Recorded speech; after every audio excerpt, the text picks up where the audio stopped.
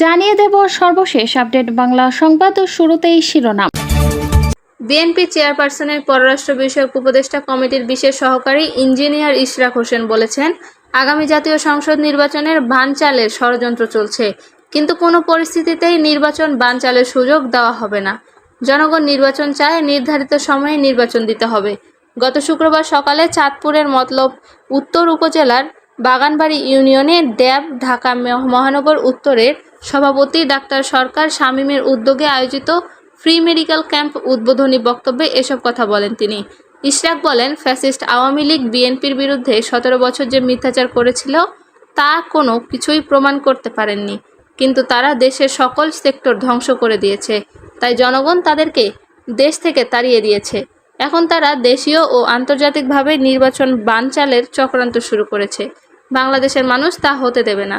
মুক্তিযুদ্ধের ইতিহাস তুলে ধরে ইশরাক বলেন, 1971 সালের 25 মার্চ আওয়ামী লীগের সব নেতাকর্মীরা পালিয়ে গিয়েছিল।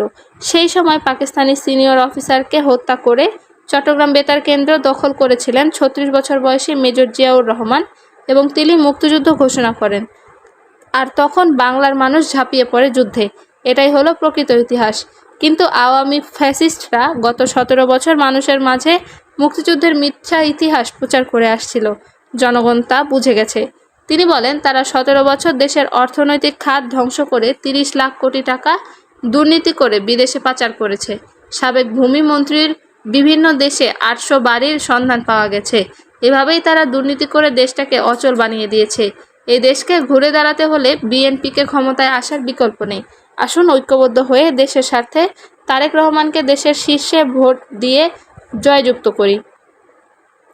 এদিকে এ অনুষ্ঠানে প্রধান অতিথি হিসেবে বক্তব্য রাখেন কেন্দ্রীয় ড্যাবের যুগ্ম মহাসচিব ও ঢাকা মহানগর উত্তরের সভাপতি বিএনপি নেতা প্রফেসর ডাক্তার সরকার মাহবুব আহমেদ শামীম। আরও বক্তব্য রাখেন উপজেলা বিএনপির ভারপ্রাপ্ত সভাপতি বশির আহমেদ খান, বিএনপি নেতা অ্যাডভোকেট মফিজুল ইসলাম, যুবদল নেতা জাকির হোসেন প্রমুখ।